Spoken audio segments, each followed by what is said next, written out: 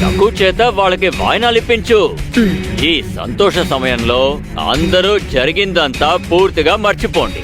ఇంట్లో బ్రహ్మాండంగా పూజ చేసుకోండి. మీరందరూ కళకళలాడుతూ చిరునవ్వుతో ఉండాలి. అర్థమైందా?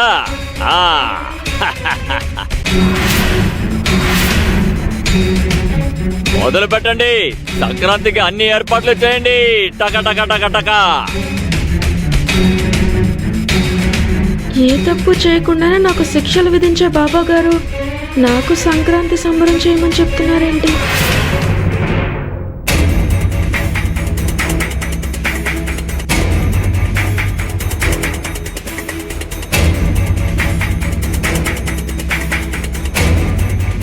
ఇదిగో శంకరయ్య, నిన్నే శంకరయ్య, బయటికి రా. శంకరయ్య, నువ్వు ఇంట్లో కూర్చుంటే కుదరదు, బలి ఇచ్చి తీరాల్సిందే. ఏంటి? అవును, బాబా గారు చెప్పారు. గురు జింగ్రోబా గారు తనకి ఆదేశం ఇచ్చారని. బలి కార్యక్రమం జింగ్రోబా గుట్ట మీదే ఉంటుంది. ఆ ప్రదేశాన్ని శుభ్రం చేస్తున్నారు. పూలదండలు తీసుకురావాలి, ఇంకా చాలా ముఖ్యమైన ఏర్పాట్లు చేయాలి. శంకరయ్య, గంగి చేతులు గట్టిగా కట్టు, లేదంటే కనబడ్డ వాళ్ళందరినీ తగలబెట్టేస్తాను, చంపేస్తాను అని కేకలు పెడుతుంది. ఈ రోజు మీ మేకపిల్లకి కడుపు నిండా మేత పెట్టు. భూమి మీద దానికి ఇదే చివరి రోజు. దీన్ని బలివ్వబోతున్నారు.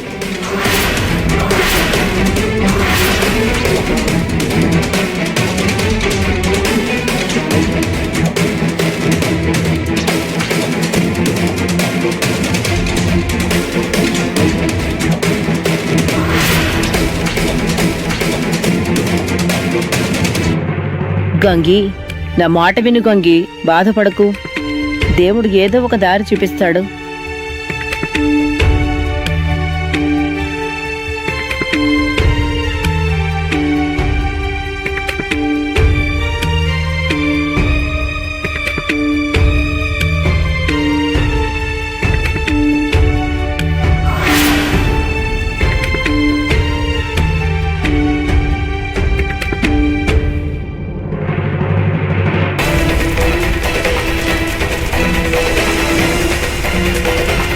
నేను పెరట్లోనే బండరాయితో నీ కోడలు తల బద్దలు కొట్టి 1000 ముక్కలు చేసేవాడిని.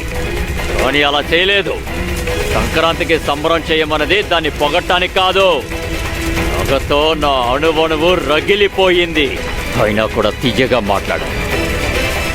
ఎందుకు? ఎవరి కోసం? నీకోసం.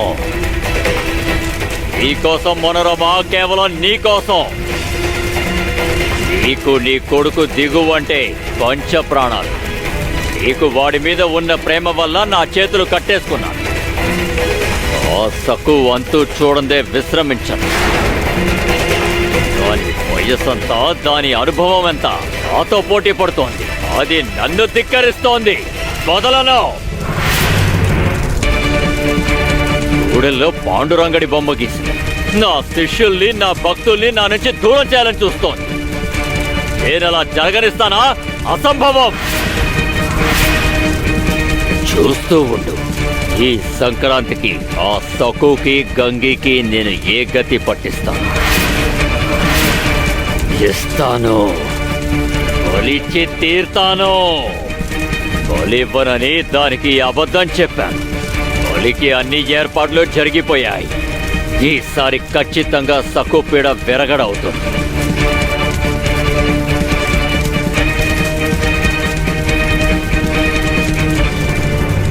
ఇప్పుడు అర్థమైందా ఈ నాగోజీ సంక్రాంతి ప్రస్తావన ఎందుకు తెచ్చాడో?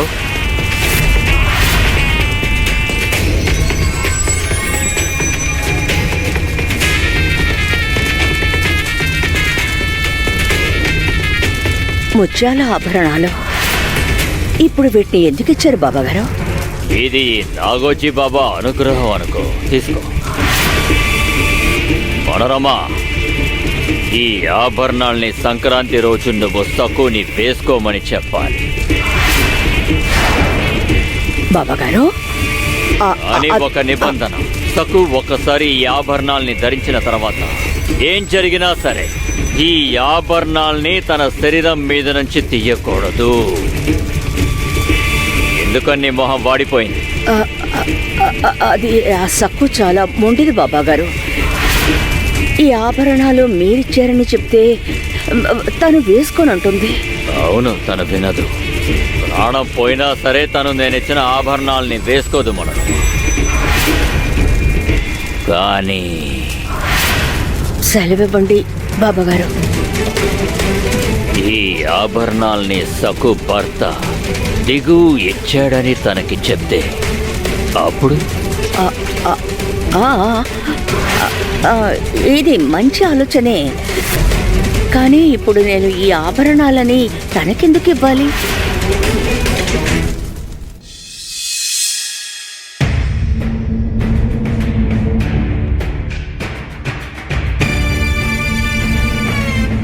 అమ్మా, ఏమైందమ్మా? ఎందుకు వెంటనే రమ్మన్నావు?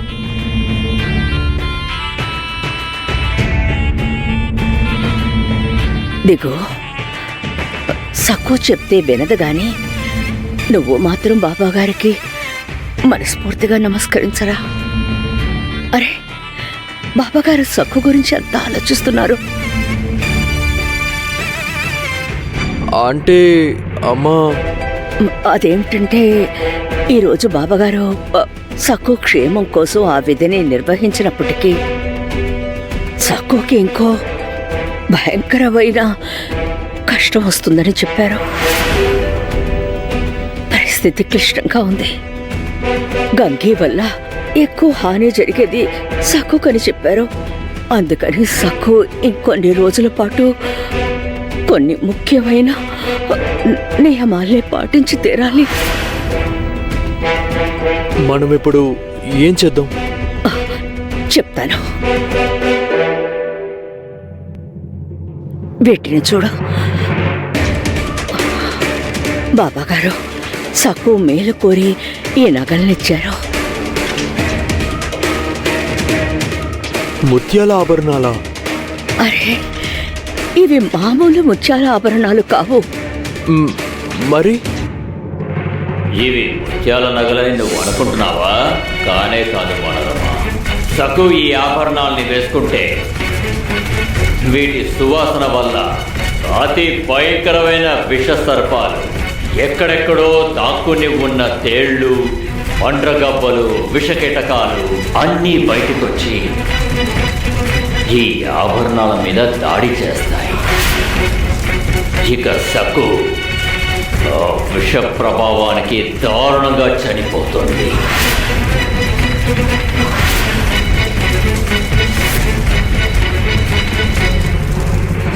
రే, బాబాగారు సక్కు కోసం ఇచ్చిన రక్షణ కవచం రా ఇది.